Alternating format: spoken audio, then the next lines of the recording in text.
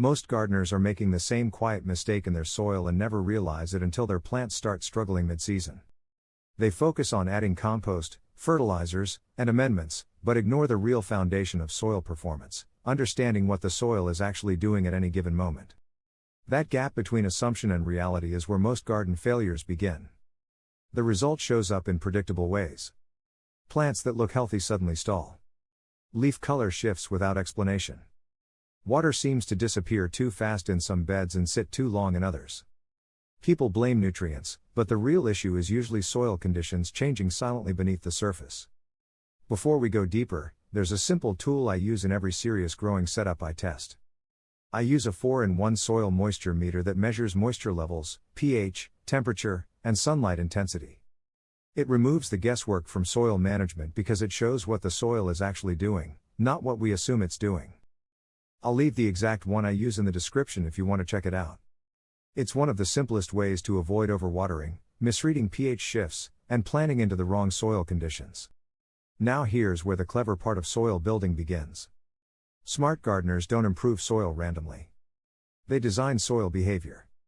That means they stop thinking in terms of one-time fixes and start thinking in terms of continuous systems that regulate moisture, biology, and nutrient flow over time. One of the most effective systems I've tested in real garden beds and container setups is what I call layered biological cycling. It sounds complex, but the idea is simple.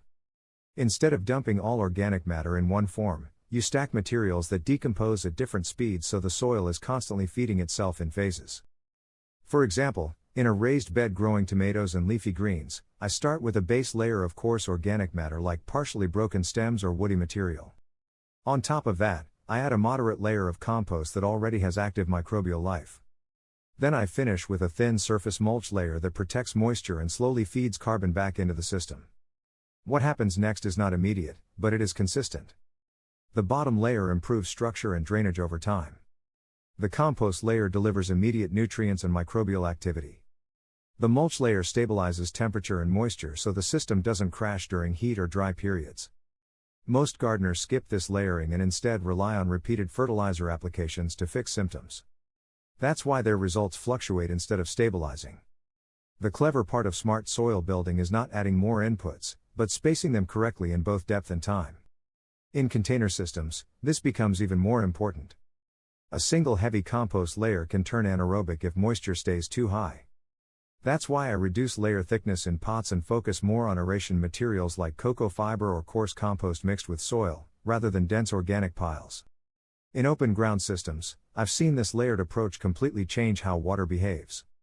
Instead of running off or pooling, moisture distributes more evenly because the soil structure is no longer uniform. It becomes a living gradient instead of a flat medium. Now here's something most gardening advice gets wrong.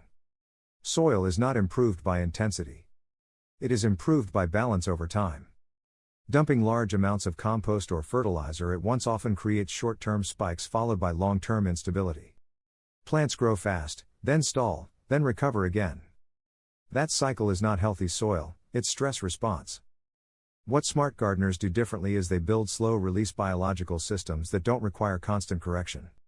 They let microbes, worms, and organic matter interact gradually so nutrients are released at the pace plants can actually use them. I've tested this in raised beds, small farm plots, and even hydroponic adjacent soil systems where organic inputs were carefully controlled. The results are always the same. Systems built on layered decomposition produce more stable growth patterns, stronger root development, and fewer sudden deficiencies. But none of this works if you don't understand what your soil is currently doing. That's where observation becomes more important than input. Moisture levels, pH drift, and temperature swings all determine how fast decomposition happens. If those factors are out of balance, even the best soil design will underperform. This is why I rely on tools that give real feedback instead of guessing. The same soil meter I mentioned earlier helps me confirm whether a bed is actually stable or just appearing stable on the surface. That difference matters more than most people realize.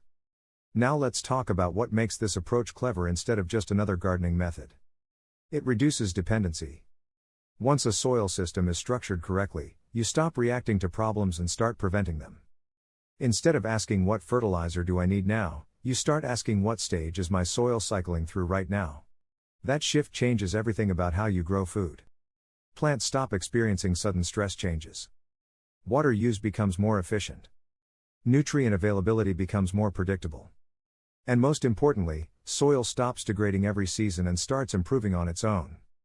That is the real goal of smart gardening, not just growing plants, but building soil that continues to support better growth every cycle.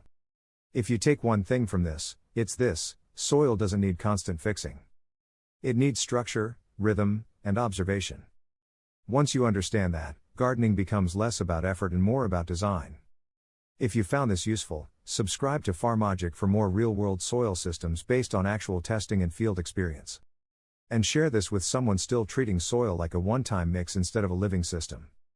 The smartest gardeners don't work harder, they build smarter soil.